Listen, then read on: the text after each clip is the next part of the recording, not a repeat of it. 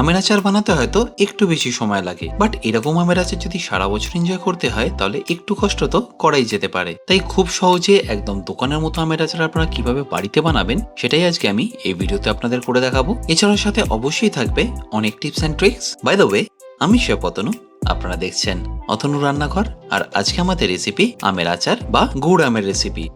তাহলে এই গুড় আমের রেসিপিটা বানানোর জন্য আমি এখানে নিয়ে নিয়েছি 4 কেজি কাঁচা আম। আচ্ছা, এখানে একটা ছোট্ট টিপস, আপনারা আচারের জন্য পারফেক্ট আম কিভাবে চুজ করবেন সেটা জেনে নিন। আর তার জন্য আপনাদের আমগুলোকে নিয়ে একটু প্রেস করে দেখে নিতে হবে যাতে এটা কোনোভাবেই নরম না থাকে। যেমন ধরুন এই আমটা, এটা কিন্তু এখনো কাঁচা আমই আছে, বাট দেখুন এরকম হালকা হালকা রং ধরা শুরু করেছে, আর প্রেস করলে দেখবেন সামান্য একটু নরম আছে। তাই একদম পারফেক্ট আমের আচার বানানোর জন্য আপনাদের এই আমগুলো নেওয়া চলবে না। আচ্ছা, এবার আপনারা আমগুলোকে কিভাবে কাটবেন সেটাও দেখে নিন, বাট তার আগে আমি আমের খোলাটা ভালো করে ছাড়িয়ে নিচ্ছি।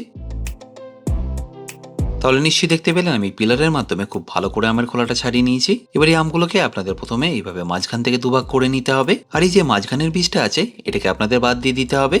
আমগুলো যদি একটু পেকে যায় তাহলে এই বীজটা আপনারা পাবেন না, তখন কিন্তু এটা আঁটি হয়ে যাবে। আর আচারের জন্য আপনারা আমটাকে দুভাবে কেটে নিতে পারেন, প্রথমত এরকম লম্বা লম্বা করে, আর এইভাবে লম্বা করে কাটার সময় আপনাদের মনে রাখতে হবে আমের যে উপরে সাদা অংশটা থাকে সেটা যেন আমের প্রত্যেকটা পিসে থাকে, তাহলে আমগুলো দেখতেও খেতে দুটোই ভালো লাগবে। আর সেকেন্ডলি আপনারা এইভাবে আমটাকে দুভাগেও ভাগ করে নিতে পারেন।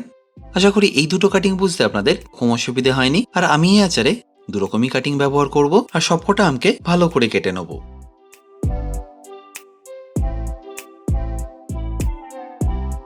এবার এই আমগুলোকে আমি নিয়ে নিচ্ছি একটা পাত্রের মধ্যে ম্যারিনেট করার জন্য। আর ম্যারিনেশনের জন্য খুব বেশি কিছু লাগছে না, সামান্য একটু হলুদ আর নুন দিলেই হবে।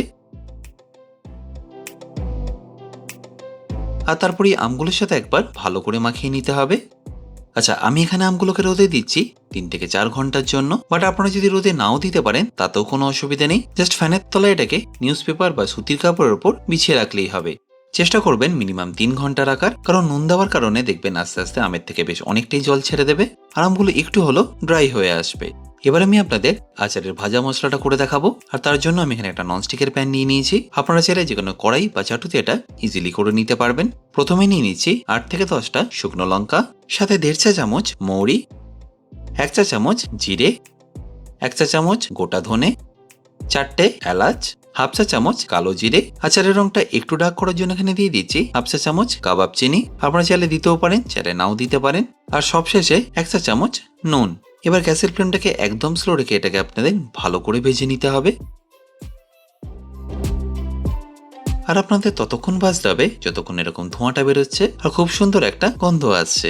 আর এটাকে ভালো করে ভাজা হয়ে গেলে এটাকে আমি তুলে নিচ্ছি একটা পাত্রের মধ্যে, তারপর ঠান্ডা করে এটাকে আমি পাউডার করে নেবো। এবার এই গুড় আমের জন্য আমি এখানে নিয়ে নিয়েছি 2.5 কেজি আখের গুড়, তাহলে 4 কেজি আমের জন্য লাগছে 2.5 কেজি আখের গুড়। আর এতে দিয়ে দিচ্ছি 1 কাপ জল, যাতে এই কড়াইয়ের মধ্যে গুড়টা লেগে না যায়। আর গ্যাসের ফ্লেমটাকে হাই করে আমি গুড়টাকে একটু মেল্ট করে নেবো। এই পুরো স্টেপটাই একদমই অপশনাল, আপনারা চাইলে পুরো স্টেপটাকেই বাদ দিয়ে দিতে পারেন, বাট আমি গুড়টাকে কেন মেল্ট করে নিচ্ছি সেটাও দেখে নিন। আশা করি এখানে নিশ্চয়ই দেখতে পাচ্ছেন বেশ অনেকটাই ময়লা উপরে ভেসে উঠেছে। সিজন বা অফ সিজন আপনারা যখনই গুড় কিনবেন এই ময়লাগুলো কিন্তু গুড়ের মধ্যে থেকে যায়। তাই আচার বানানোর আগে যদি পারেন তাহলে গুড়টাকে একটু এইভাবে মেল্ট করে স্ট্রেন করে নেবেন, তাহলে আচারের মধ্যে এই ময়লাগুলো আর যায় না। আর এপাশে দেখে নিন আমগুলো একটু রোদে রাখার পরে একটু ড্রাই হয়ে গেছে। রোদে আপনাদের খুব বেশি ড্রাই করতে হবে না, ঠিক এরকম টেক্সচার আসলেই হবে। এবার ফাইনালি এই আচারটা বানানোর জন্য আমি এখানে নিয়ে নিচ্ছি একটা কড়াই, আর তাতে দিয়ে দিচ্ছি 30 মিলি সর্ষের তেল। আর তেলটা একটু গরম হয়ে গেলে আমি এখানে দিয়ে দেবো 1 চা চামচ 5 ফোড়ন আর 4টে শুকনো লঙ্কা। 30 থেকে 40 সেকেন্ড এই দুটোকে একবার ভালো করে ভেজে নিয়ে এখানে দিয়ে দিতে হবে আমাদের আমগুলোকে।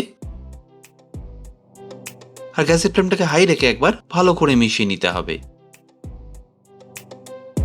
আর এটা আপনাদের খুব বেশিক্ষণ মেশাতে হবে না, হলুদের যে কাঁচা গন্ধটা আছে সেটা চলে গেলে এখানে দিয়ে দিতে হবে গুড়টা।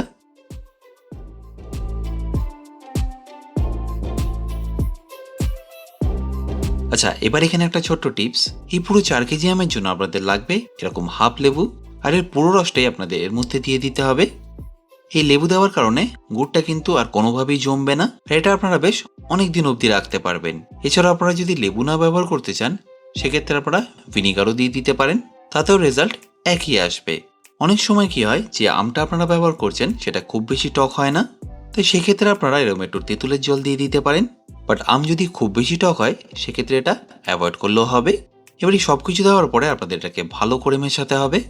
আর যদি আপনারা একদম সেম কোয়ান্টিটি করেন তাহলে আপনাদের 1 থেকে 1.5 ঘন্টা এটাকে ভালো করে মিশিয়ে নিতে হবে। আর যদি আপনারা পরিমাণটা একটু কম নেন, যদি 1 থেকে 1.5 কেজি আমের মধ্যে করেন তাহলে সময় লাগবে 40 থেকে 45 মিনিট। আর আশা করি আপনারা নিশ্চয়ই দেখতে পাচ্ছেন আমের কালারটাও আস্তে আস্তে চেঞ্জ হচ্ছে আর গুড়টাও বেশ অনেকটা রিডিউস হয়ে আসছে। দেখুন ঠিক এই স্টেজে আমাদের আমটা প্রায় 90% মতো রেডি হয়ে গেছে আর কালারটাও প্রায় অনেকটা ডার্ক এসে গেছে। আচ্ছা, এবার এখানে কি কি দিয়ে দিতে হবে সেটা দেখে নিন। প্রথমে দিয়ে দিচ্ছি 2 চা চামচ কালো নুন, আর এর সাথে আমরা যে হোমমেড ভাজা মশলাটা বানিয়েছিলাম সেটাও এখানে দিয়ে দেবো।